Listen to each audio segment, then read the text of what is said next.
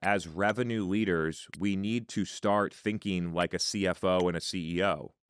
I have literally never heard in my 5 years of being a consultant working with more than 500 companies over this period of time, have never heard a CMO say, last year my budget was 18 million and we didn't perform appropriately. And so next year I recommend to finance that my budget is reduced to 11 million. I've heard finance say, hey, marketing, your budget's going down. And then the CMO saying, okay, I'll figure out how to lower my budget. But to proactively have the CRO or the CMO say, I'm spending too much money, our CAC payback period is too high, my investments are not performing, I will proactively lower my budget to here, literally never heard it.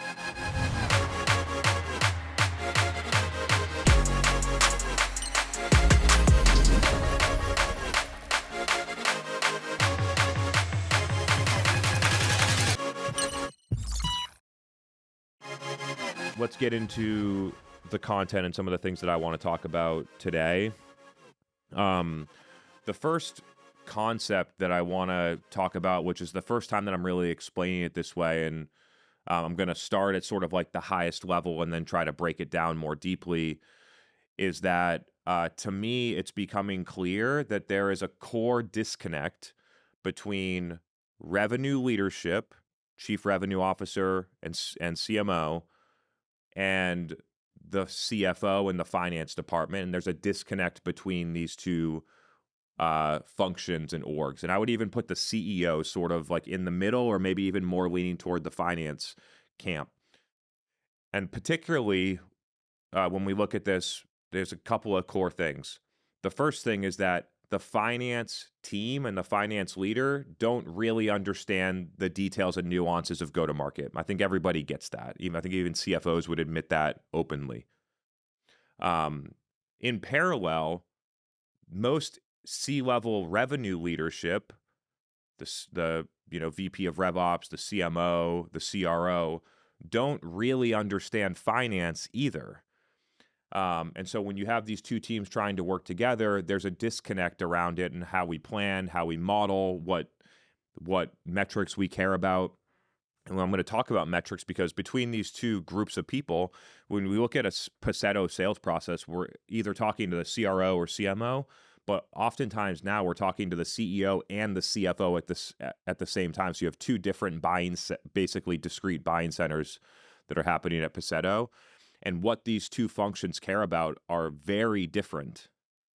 And so when you talk to the CEO and the CFO, they're talking about enterprise value. They're talking about sales and marketing expenditures as a percentage of revenue. They're talking about how are we going to eliminate these types of expenses to get to an appropriate CAC payback period so that we can go back to our board in how are we going to get the timelines that they look at are very much longer than revenue leadership. So they're looking at how are we going to go from, 100 million to 200 million over the next 48 months. Timelines are different, and they are looking at top level business and financial metrics.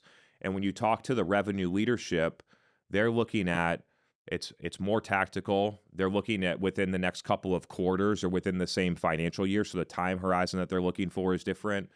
They're spending a lot less time thinking about sales and marketing expenditures as a percentage of revenue or even CAC payback period. And so what these two groups care about is different. And I'll give you a really easy example because I think this one is super interesting. The message I'm trying to drive home is that as revenue leaders, we need to start thinking like a CFO and a CEO. We need to be thinking that way and understand what does the actual business really, really need, and then how do I use my function and deploy my function to support those top level objectives. I'll give you an easy example. I have literally never heard in my 5 years of being a consultant working with more than 500 companies over this period of time, have never heard a CMO say, last year my budget was 18 million and we didn't perform appropriately. And so next year I recommend to finance that my budget is reduced to 11 million. I've literally never heard I've heard finance say, hey, marketing, your budget's going down. And then the CMO saying, okay, I'll figure out how to lower my budget. But to proactively have the CRO or the CMO say, I'm spending too much money. Our CAC payback period is too high. My investments are not performing. I will proactively lower my budget to here. Literally never heard it.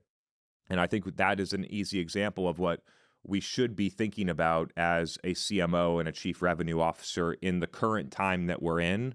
And so that's the top level. Like, there's a disconnect between revenue leadership and finance. What these two groups care about and the metrics they're tracking are different, and the time horizons they look at are different.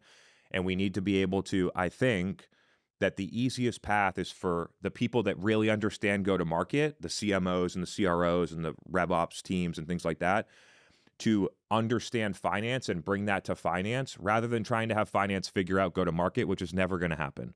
And so it's our responsibility as go-to-market leaders to understand finance and bring that up and bring that to the executive, bring that expertise to the executive team through a finance lens rather than trying to have finance figure out how to do it, which it's just not going to happen. Like, a CFO is not going to replace the 15 years of experience that a CMO or a VP of sales have had in go-to-market.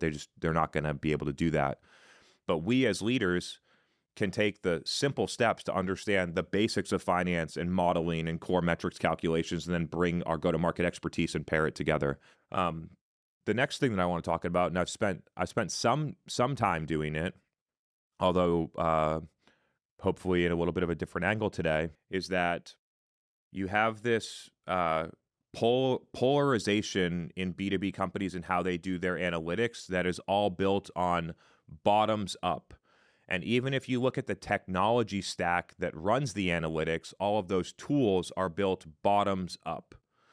And so when you think about bottoms up, you start with a channel, and then you measure 7 channels, and then you layer those 7 channels into a budget holder report, and then the budget holder combines with 3 other budget holders. So you have digital, events, PR, brand, and then you layer those up, and then you have a departmental level report, and then you have the marketing report, and then you combine the marketing report with the SDR report, with the sales report, with the CS and AM report, and then all of a sudden you get a go-to-market report.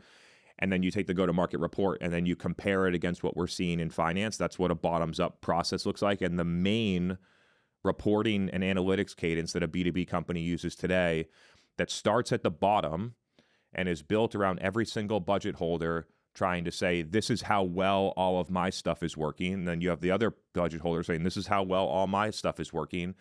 And then you get to the top as an executive and you're looking at this stuff, and all it shows you is, here's how well everything is working. And the question that we need to ask, because if you just inverted it and you look top down, what you would see is, there's no fucking way all this stuff can be working. Our CAC payback period is 51 months last quarter. There's no way that all this stuff could be working. And so we need to completely invert the way that we think about our reporting at an executive level. I'm not saying change your whole reporting cadence, because there is value in bottoms up, and I'm going to talk about where the value lies. But we need to have a parallel process top down that starts with, here are our top level business metrics. Here's our growth rate. Here's our NRR. Here's our GRR. Here's our sales and marketing expenditures as a percentage of revenue. Here's how that budget breaks down. We start with the business financial metrics, then break it down to go to market. Here are all expenses that we use to create pipeline, and then here's how much pipeline we got. Here's how much expenses that we deployed to close net new customers, sales ops, sales reps, solutions consultants, whatever else is involved in the sales process. And here's how much net new business that we closed. Here's how much we invested in post-sale to renew and expand customers. And here was our renewal rate and our NRR, and break it into those parts. And then you'll start to quickly find where are the places where we're investing and we're not getting the appropriate return.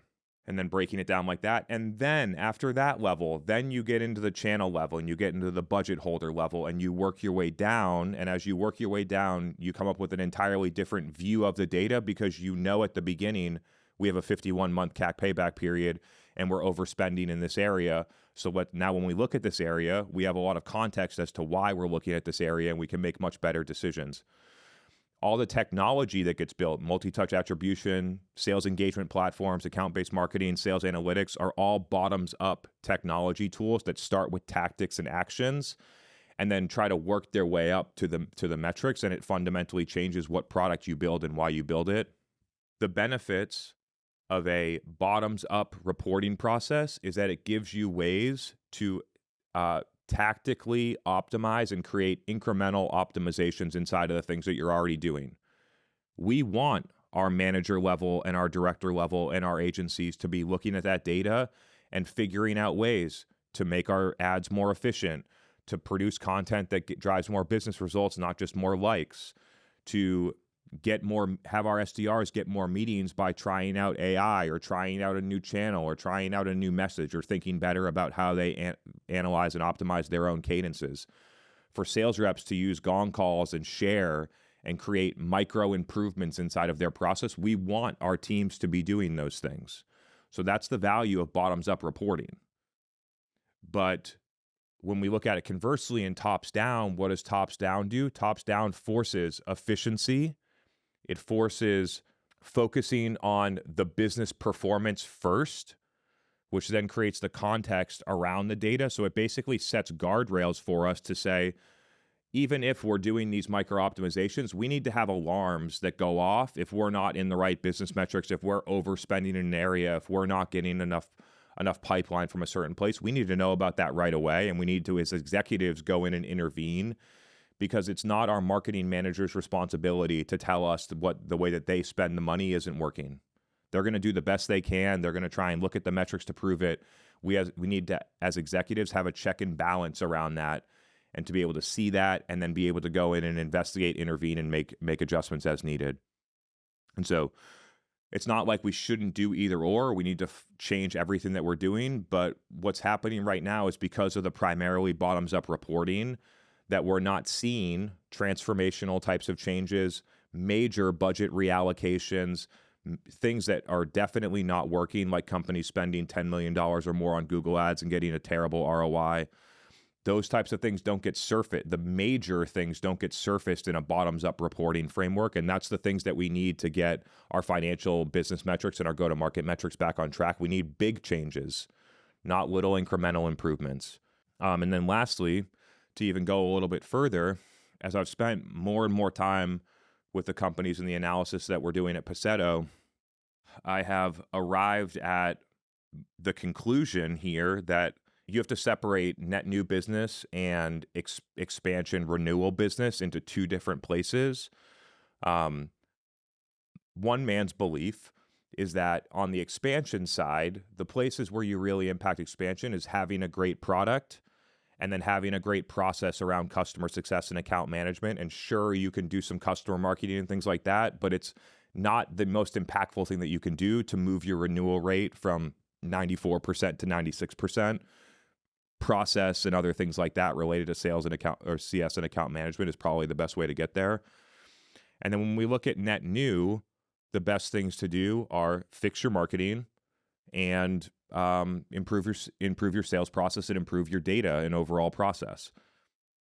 And so the conclusion that I've had is that most B2B companies, the actual problem that they face today is that they have a pipeline problem. It's not that their sales reps magically suck now. It's not that, it's actually that the company doesn't produce enough pipeline for their sales reps to hit quota.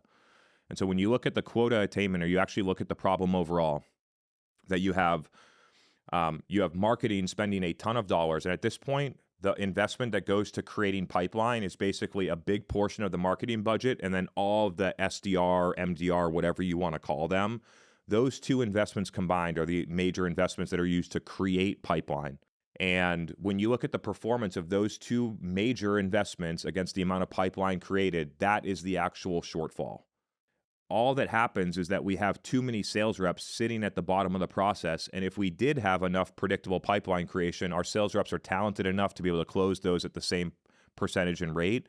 The problem is that we don't have enough pipeline opportunities for them, and we have too many reps. And so therefore we have 30 to 40, somewhere between 35 and 45% sales quota attainment today, which means that we have somewhere between 2 and 3 times more reps than we theoretically would need based on the amount of pipeline that we create, which is massive go-to-market bloat. And then inside of the how do we create the pipeline, the disconnect here, and this gets back to the unified pipeline architecture, is that companies do not have a process to track from when we spend marketing dollars or from when sales actually does some type of outreach to when we create an opportunity. And that gap is where all of this waste is that companies don't see right now.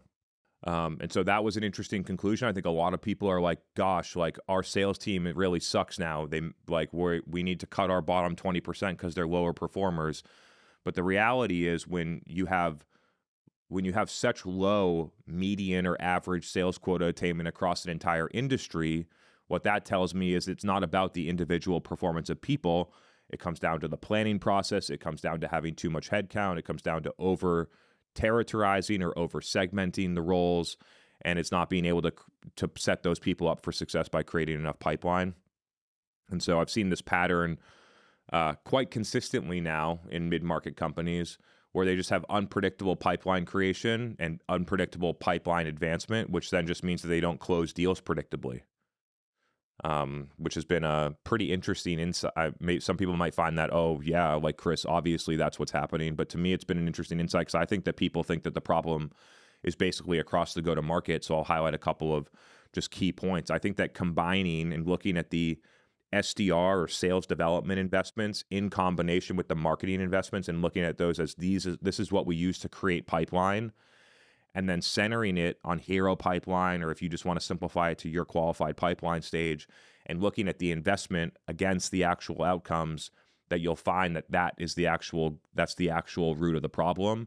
And then just downstream from that, we have too many sales reps and we need to clean up that equation. And so interesting insights here. I'm looking to continue to develop more data around that. But like, to me, it's clear in the go-to-market team space, if you're a VP of demand gen or a director of RevOps or a marketing manager or an individual like a sales rep, that there is a big opportunity on the go-to-market team for someone that understands finance and can work with the finance team effectively by leveraging their experience and knowledge of go-to-market that the finance team doesn't have.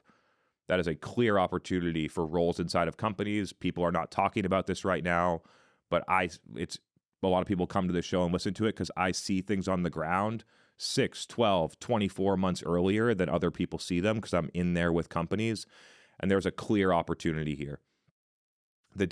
Just to go a little bit further, there's a big difference between a CMO looking at all of their data and saying, last year we spent $15 million on marketing and we had a 22-month CAC payback on marketing. Then you add in sales and SDRs and we're at 55 months.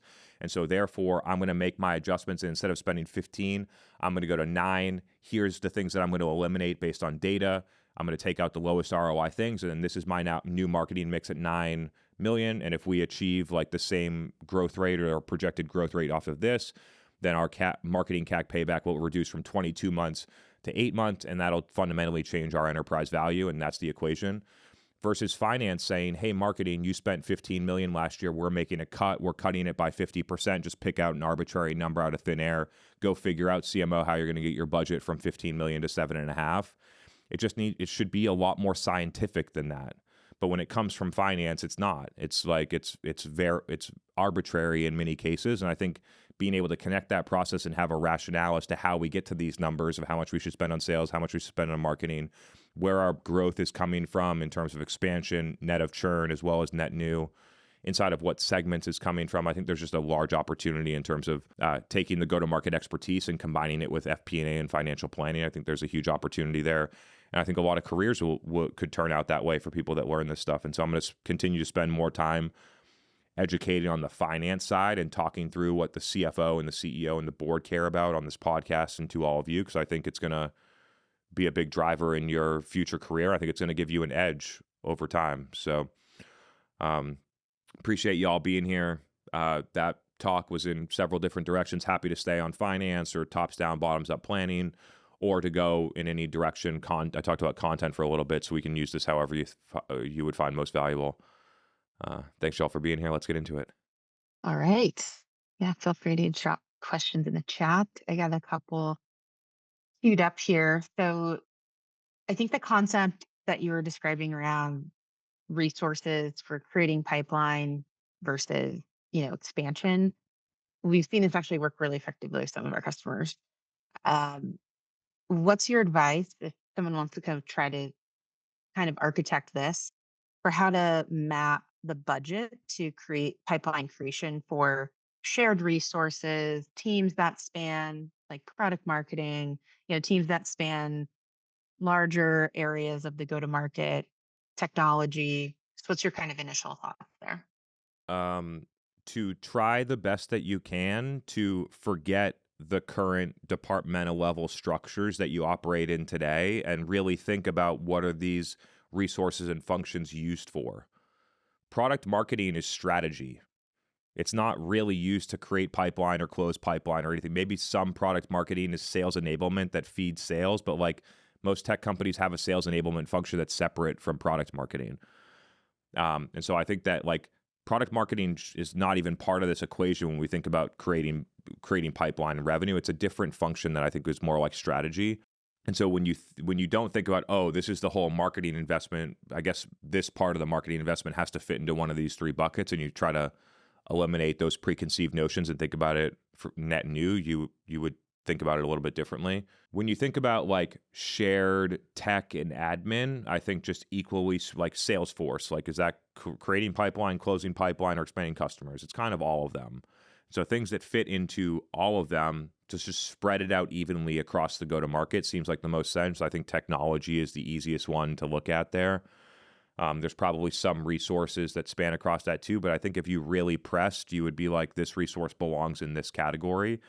And even more so, I think it's really interesting as a go-to-market function, a go-to-market team, to force yourself to categorize and put the objectives of each of these functions and headcounts and investments into one of those three buckets, to set a primary objective for each thing and then move that execution or that headcount against the core metrics for that part of the process. I think that's also an interesting angle, because I think the days are gone of like building a $400,000 trade show booth in Vegas for some big cybersecurity conference and doing a sponsorship for $200,000 and putting it all over the city, and then justifying it by brand awareness and that we talked to 7 customers at our booth and that we created some pipeline, and trying to mix all of these outcomes together to try and justify such a large expense, I don't think is valid anymore. And so forcing, why are we having this? Why do we have this $400,000 booth? What is the goal? Are we trying to expand customers? Then let's get every fucking customer into our booth and have 95 conversations during this event. And let's create millions of dollars in expansion pipeline, and we can chalk it up against the $400,000 expense and call it a day. Or are we trying to create pipeline? If so, let's figure out how to have all the meetings with all of our target accounts inside of the booth. Why are we having this $200,000 sponsorship? Is it to build brand? Well, let's actually create some measurement around it if it actually made an impact or not. And so I think when you look at splitting them up,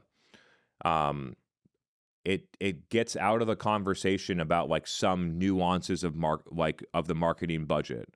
It's like brand, PR, comms, AR, analyst relations, performance marketing, events, all that stuff is to create pipeline, more or less. You might do your user conference. There might be some nuances in events. A sidebar, like I at times disagree that the entire events budget lives within marketing. I don't think it makes a lot of sense.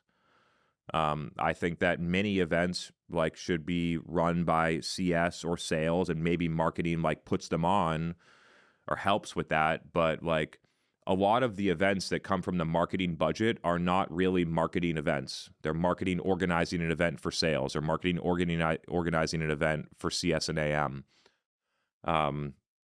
So I guess to just close out this point, like force fitting these types of things is not that difficult. It just forces you to look at your budget in a different way and then make choices around how they're categorized. And then you can clearly show, okay, we spent from market, all the stuff that we put in marketing that goes to create pipeline, and all of our SDR, sales development resources that are used to create qualified pipeline.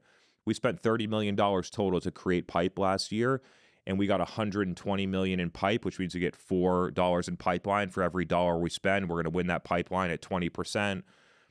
And you can just go through the math and say, this overall investment is not performing. And then you're out of, is it marketing that stinks, or is it SDRs that stink? It's not about that. It's about, we invest all this money to create pipeline and we're not getting enough pipeline.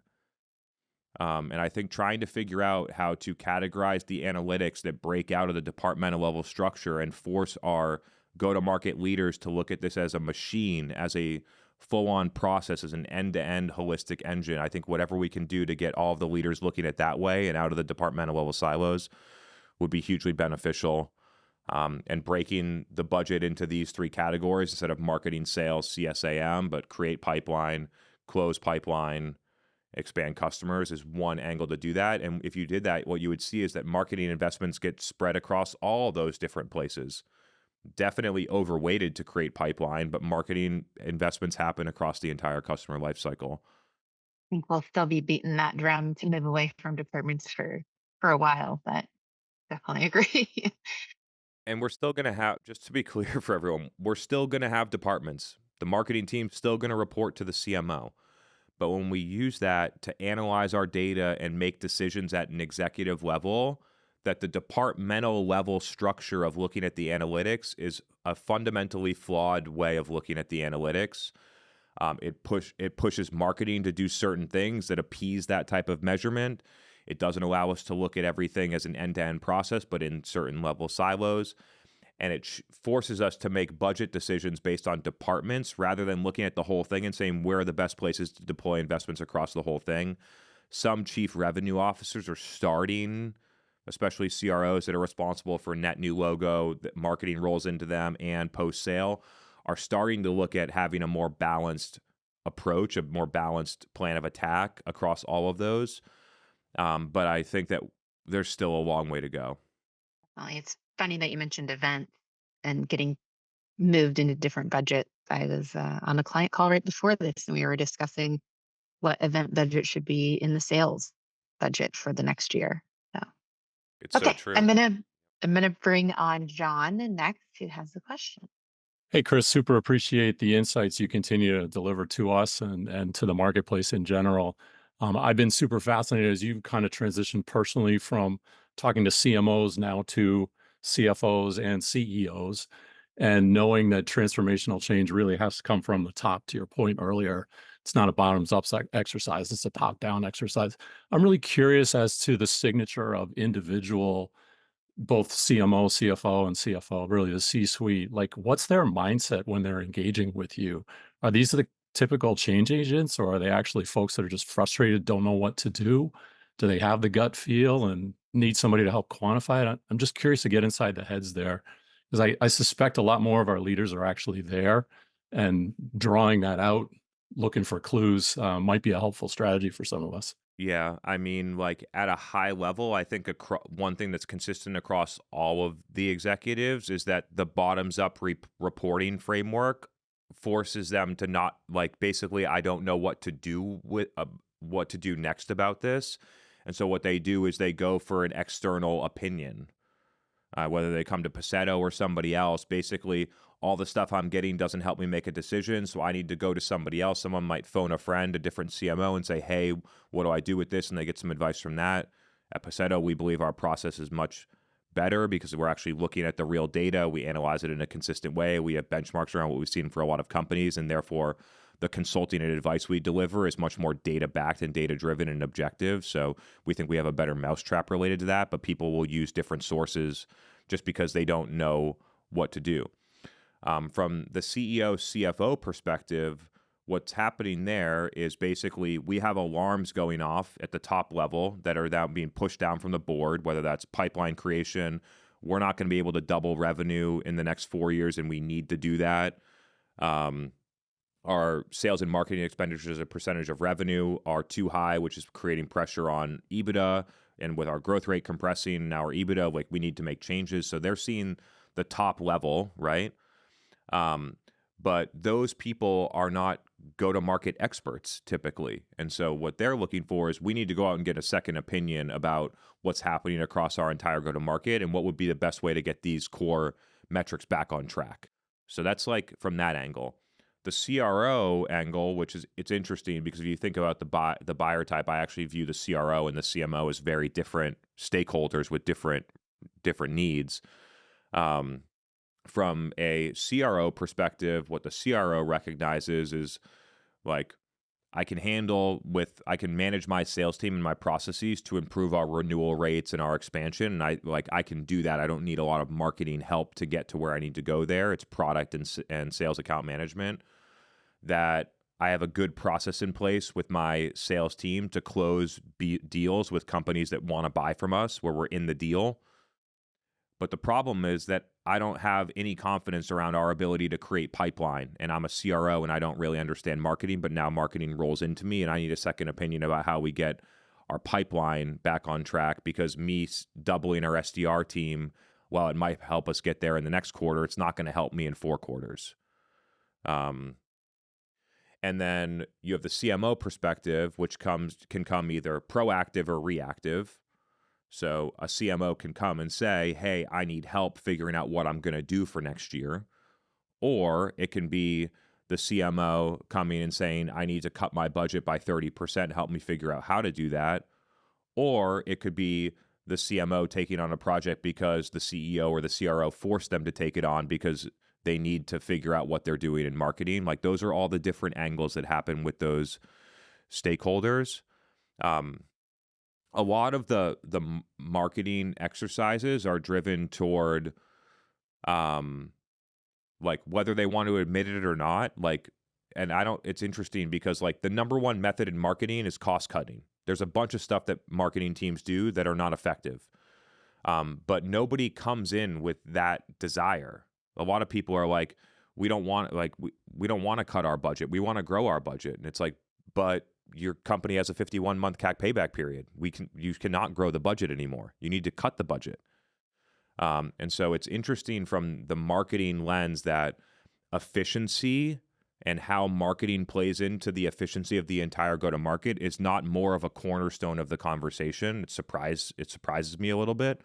So you have 2 different sort of buyer types: revenue leaders or basically like financial business leaders, and the things they care about and the time horizons that they're operating on and the metrics they want to move are actually very different.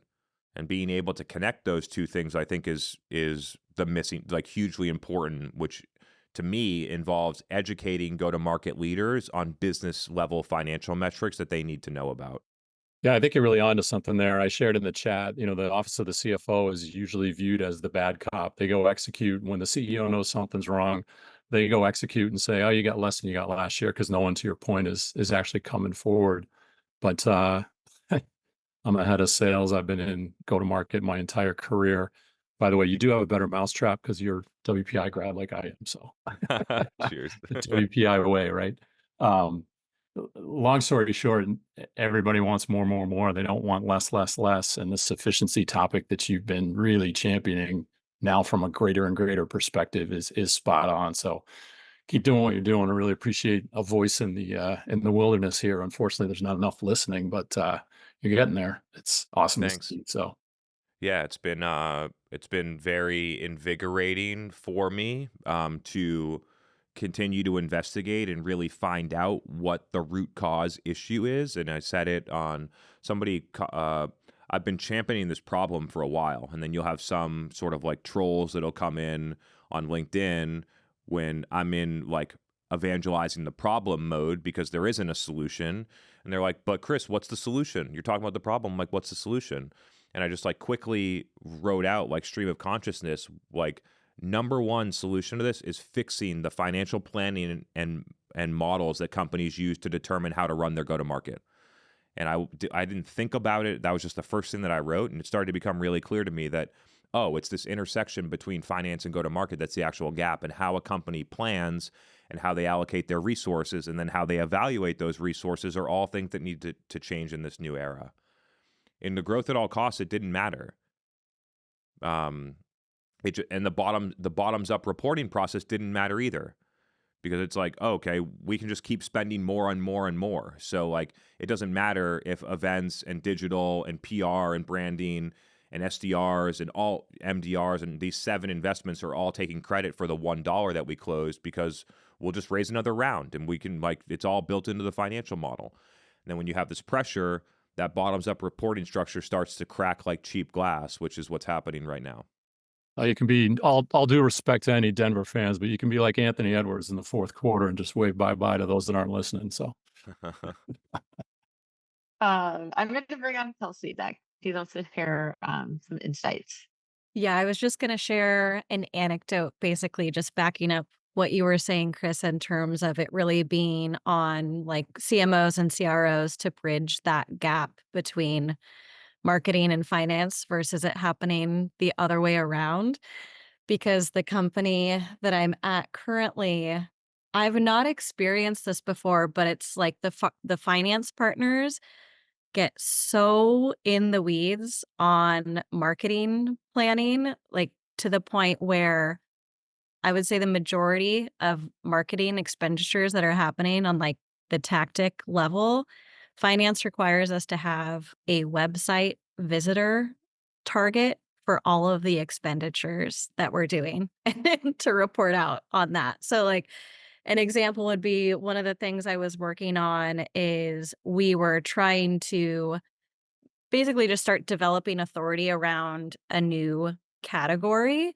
And like one of the tactics there was we were doing some social advertising, right? And it was really difficult. And ultimately, I didn't even end up moving forward with it, like doing social campaigns that were not designed for just some sort of direct response click, right? Like was trying to help them understand no, it's a lot more expensive to try to get people on your website and, like, shift perception there, like, you can balance it by bringing messaging natively in platform, and it was just really difficult because they wanted it to be nice, clean, and, like, impact equals website, like, trackable direct response web traffic, and so that's just a silly anecdote of why you don't want it to happen the other way around and, like, getting lost in the weeds with finance that way. But I'd also just be curious to hear, your thoughts on that is the reality of, like, where this company is at today and, like, what advice you would give on trying to help, like, shift that paradigm and, like, pulling finance's head out of, like, the go-to-market weeds and, like, up-leveling that conversation. Yeah, a lot to say on this topic. So when when you have finance try to plan your go to market, what you end up with is exactly what you said. Dollars in, dollars out, isolated to a single channel, MQL waterfall. Broken down by department, so marketing delivers these MQLs, SDRs have to convert these MQLs to meetings, and then we'll have some cost per meeting metric. And it's the most simplistic assembly line, like ineffective way to model and plan your go to market based on how the world works today, but it's the best they know how to do. And it was a best practice 10 years ago. And so we cannot have that inside of our companies because it limits the things that we can do in marketing specifically. And then when we're limited on the things that we can do in marketing and we're isolated to single channel lead gen, then it creates inefficiencies all the way downstream in SDRs and sales. And starting at the beginning of the process and fixing that creates efficiencies all the way through. And so the reason that finance gets into the weeds around this planning is because they don't trust the analytics that come from marketing and from the revenue. Like sales planning is way easier, like figuring out how many meetings an SDR is going to book and how many deals sales rep is going to close and how many heads we need and average. That type of stuff is spreadsheet stuff that a CFO, there's a lot that a CFO or a finance team could do with that part. But the complexities of actually creating the pipeline with target accounts and how it works, it's just not as simple as a waterfall spreadsheet exercise. And so I think that there's a couple of core, I don't have a perfect solution yet, but there's a couple of core things that are on my mind here. It's one, change the conversation to this is how much we use to create, this is how much we invest to create pipeline. You're out of the departmental level structure at that point. There's investments that we come from SDRs and investments that we have from brand and demand. And so we have all this stuff put together. And then we have the investments to close, and then we have the investments to expand and getting out of the departments, I think is one core way to look at it and isolate where the issue is. I think that creating a separation between this is our strategy to get target accounts in market to buy, and this is our strategy to convert in market accounts to revenue, and looking at those as two separate parts of the process, specifically in the marketing investments, I think is a helpful distinction. because if finance is in charge, 100% is going to go to trackable things of trying to get target accounts that are in market to buy. But when you hit a point of saturation, all you're doing is collecting leads for people that don't want to buy. So if there's a saturation point in the investments that B2B companies just go way overboard. Think about the overspending on paid search or why lead gen channels work so bad at scale. It's because they're way over saturation. They're marketing to the 3%. They're marketing like the 3% of accounts that are in market, but they market to the whole market that way. So 97% of the advertising cost is going to people that don't want to buy, with an advertising strategy around people that want to buy. And I think that starting the planning process built around what's our growth rate, what's our NRR going to be, how does that break down between expansion dollars, less of churn, and then net new logo, and then looking at how much are we investing to get net new logos and how does that break out, and just starting at the top of the planning process with the top level business metrics and working down, I think are core parts of how to start to change the conversation. I wish I had like a more perfect answer, but I think we're all figuring this stuff out as we go. But those are some of the core points that I see right now. No, I think those are all great ones. And I'm curious, like, because at the top of your response, right, in terms of, finance wants to make it as simple as it is to do it for sales as it is for marketing, and there's just more complexity. Like, how much time or effort, like, is it a worthy cause to try and educate finance on that complexity, right? And to what degree versus kind of like those other recommendations that you were covering? If I was going to try to educate finance, I would do it based on historical performance data, not based on my opinion. So that's one thing. You could, instead of saying, hey, like it doesn't work this way, you could say, hey, if we look back in the past 4 quarters and we look at this thing, here are the differences, and show them with data about why the simple model doesn't work that way. Not to say that that's going to, like, the real solution is to present a better way to do things. But honestly, like, I don't think we really have a full better way to do it without, me and Sydney spending 100 hours with your executive team to custom build it. So we're working on something that's more simplistic, but we're not fully there yet. So I think that just highlighting, like trying to pick out with data the flaws in the existing model could be helpful for them to think about how to make it a little bit more nuanced. But what I said at the beginning holds true, that like you can either take a finance person that understands finance really well and try and teach them 15 years of go-to-market, or you can take a go-to-market executive that has 15 years of experience across these things that is unreplicatable, and then try and teach them the basics of finance. And I just think it's way easier to do the latter than the former. And so I think that's really the breaking point. And I think as we think about this role of go-to-market strategy, that FP&A and financial planning and having that core skill will be a key part of a go-to-market strategy role, being able to connect go-to-market with finance and be that connect. You don't have to be a CFO. You don't have to have the skills to be, someone like that, but you need to be able to speak the same language and be educated around what that function really cares about. I think that will become a core skill. That's not a skill that you see in many like RevOps professionals right now, or frankly, many go-to-market roles overall. I think that finance will become more important over time. We had a question come up in the chat that was very similar. Is like, how do we, if you're struggling with like that go-to-market authority and trust that, like, what you're talking about, and in your insights of like how that planning model won't work, or this isn't a good strategy based on X, Y, and Z. And I think basically what you laid out in response to Kelsey kind of also plays to that question as well. Like, how do you gain confidence from your executive team or from others, if mainly the finance team, if they're not really trusting you. So go back to kind of those points that you just mentioned and laid out. Is there anything else that you would add to that question? Um, I think the question was directed toward me, yeah? Yeah. Yeah. Um, so this is probably not answering the question perfectly, but when we deploy changes inside of the go-to-market, not incremental improvements, not that come from bottoms up, but transformational strategic changes, like we're going to stop spending $14 million a year on Google Ads and we're going to spend $5 million.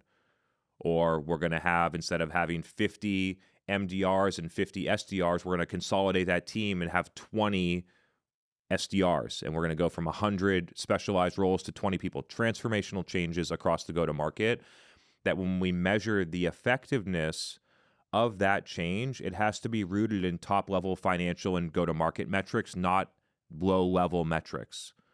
Low-level metrics help us measure incremental improvements. Transformational changes should be measured on quarterly or semi-annually or annual basis, so longer time horizons, and based on, did we reduce sales and marketing expenditures as a percentage of net new ARR? Did we create more pipeline for every dollar we spent on investments to create pipeline? Did sales velocity improve over the past 90 days or the past 6 months? Not how many demo requests did we get? How many MQLs happened? How many meetings did our SDR team book per SDR? And so when we make transformational changes, we are looking for transformational business impact, and we need to measure it appropriately, not measure it like a micro change. I think that's actually like a huge takeaway. Companies are scared to take $2 million from their $14 million Google Ads expenditures and put that into LinkedIn ads in a demand creation motion, or to host a live show where they have like famous influencers and they spend money on that and do a live show every week. They're scared to move those dollars because they measure the success of that change against how many more MQLs did we get or how many more demo requests did we get. But if you made that change and you measured it against sales velocity or pipeline production against dollars spent or CAC payback period or top level metrics over a longer time horizon, it would be much easier to justify those transformational type of changes. And so I don't think that answered the question perfectly, but it's been something that's been on my mind. We closed a quarter with a customer after a customer had worked with us for 90 days. They had their Q4 performance. We analyzed all the data. We came up with strategic initiatives. We changed how their budget was allocated. At least you can't make changes very quickly on things that are committed for events, but we made changes against the things that we could. And their marketing ROI went up by 42% in 90 days. That's how you measure the impact of a transformational change. Did their MQLs go up or go down? Who the fuck cares? Our marketing ROI went up significantly. We created more pipeline and we spent way less money. Like, to me, those are the metrics that really matter. We need to have the bottoms up reporting to understand how to make it better later, how to continuously optimize. But we can't lose the forest in looking at one single tree or whatever the statement is. We have to, when we make these changes, we have to be looking at the big picture. And I think a lot of the transformational changes get stunted or get prevented because we spend time measuring a transformational change with incremental metrics. And I think that's a perfect way to close out. If you'll, as you've noticed, like the elevation and the altitude that I'm speaking on at this point is higher. And I've come to this conclusion for a couple of core reasons. One, I think the only way this problem gets solved is tops down. And secondly, I think that the most effective way that you will accelerate your career and you'll get to where you want to go, whatever role that may be, is by thinking at an elevation that's 2 or 3 levels higher than where you currently operate in the organization. And I'm trying to bring that insight to you as well. So again, hope it's valuable. Love all you being here. I hate to end a little bit early, but I got another commitment that came on last minute, so I'm going to head to that. And housekeeping. Next week is Memorial Day weekend, so we won't have an event next Tuesday, and we'll get that going again. I think it's on June 3rd or June 4th, the following Tuesday. So if you just want to, the event we can't change the event on your calendar. So if you want to just go in there real quick and just delete it for next week so we don't have any mistakes, then feel free to do that. Just wanted to make sure everyone knew. And we'll pick up again the first week of June. So thanks, everyone. Hope it was valuable. See you soon.